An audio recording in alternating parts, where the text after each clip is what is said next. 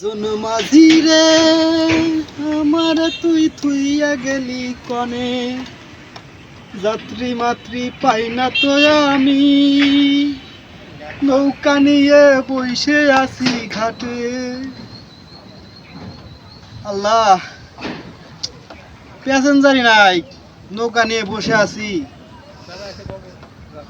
হ্যাঁ, নৌকা নিয়ে বসে আছি, প্যাসেঞ্জারই নাই। একজন লোক দেখা যাচ্ছে আসতেছে। ভাই যাবেন নাকি? কোথায়? ওই লোকটা মনে হয় যাবে। রাজবাড়ি যাবেন নাকি ভাই? রাজবাড়ি যাবেন? হ্যাঁ, রাজবাড়ি যাবো ভাই। ভাড়া কত? রাজবাড়ি ভাড়া কত? রাজবাড়ির ভাড়া হচ্ছিল 250 টাকা ভাই। না ভাই, 250 টাকা বেশি হয়ে যাবে।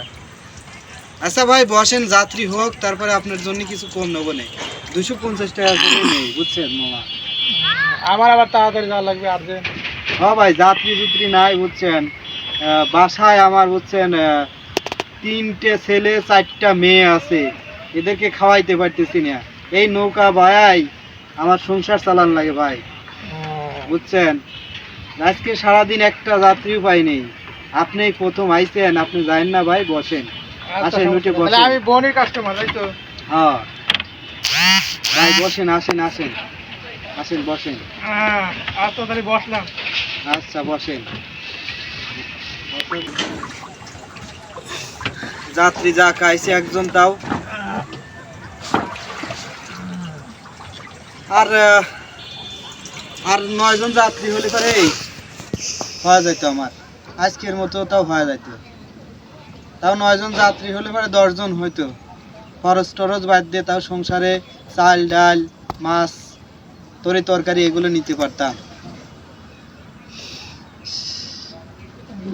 হাসি মুখে থাকি, বুঝছেন ভাই, কত যে কষ্ট আমার। এই যে প্যান্ট শার্ট পরে রয়েছি, মানুষ ভাবে যে নৌকার মাঝি না। আসলে আমি লুঙ্গি পরে থাকতে পারি না ভাই, এই জন্য প্যান্ট শার্ট পরে।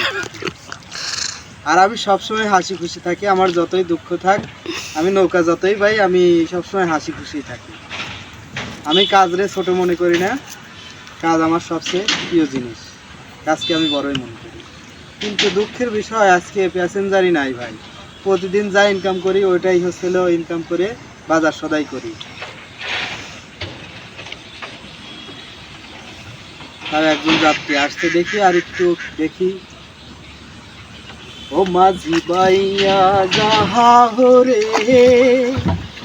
অকুল দরিয়ায় মাঝি আমার ভাঙা নাও, মাঝি বাইয়া যাও রে, মাঝি বাইয়া যাও রে, অকুল দরিয়ায় মাঝি আমার ভাঙা নাও, মাঝি বাইয়া যাও রে।